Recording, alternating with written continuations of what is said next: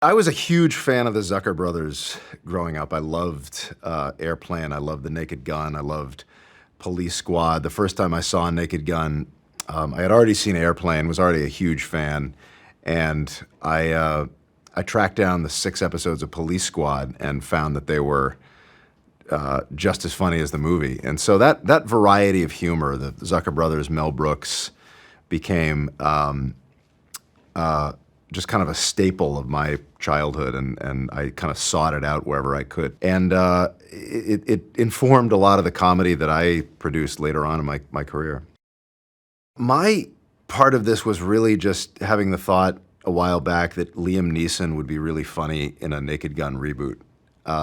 And that was kind of, that's really the extent of my contribution to this iteration. And Akiva Schaffer and his team came along, and as far as this iteration and how it came about and how, you know, we were able to find our way in, that's 100% of the credit goes to him.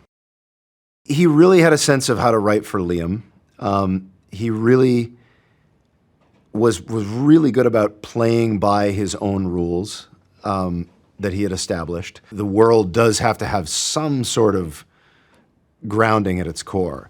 And Akiva was really good about being really, really true to the world that he had created. And you don't see a lot of inconsistencies in his script. It does feel like there's a discipline that harkens back to what the Zucker brothers did.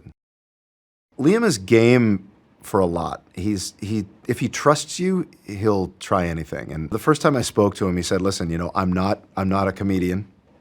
This is not what I do. I'm not a comic. So if we go into it with that understanding that the lines that I'm doing will be dramatic lines that are funny because of the way I'm delivering them, and that's how it's got to work." And luckily, that's the essence of what these kinds of movies are. So it was perfect. It's like, yeah, this is exactly what we want you to do.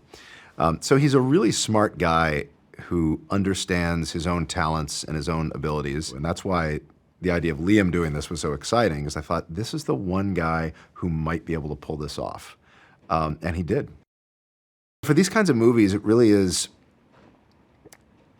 you know, it's just about casting the person who's already there, the person who just doesn't really need a whole lot of instruction as far as how to be that character. They kind of come in already in the. I mean, Liam Neeson is, you know you're going to get Liam Neeson, and that's the key. And I think it's the same thing with Pam. It's like it's what you want for that character is Pam Anderson. So why not get Pam Anderson? What she's giving you is sincere and completely real, and you know, she's not trying to play the comedy, but at the same time, there's just enough of that kind of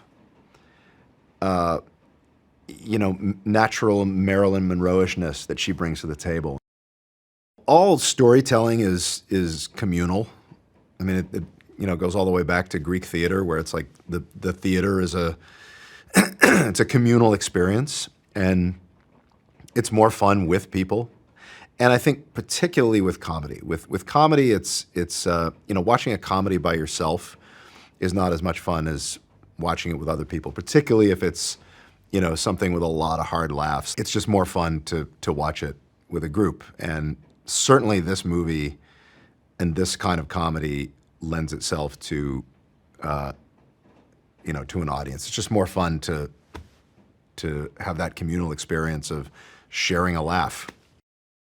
People are always kind of ready to laugh, and there aren't a lot of comedies out there that, even on television, that are out to make you laugh. There's a lot of television comedies that are out to win awards and to be, you know, thoughtful and to be important with a capital I, and not a whole lot that are like, we're a comedy. That's our job, above all else.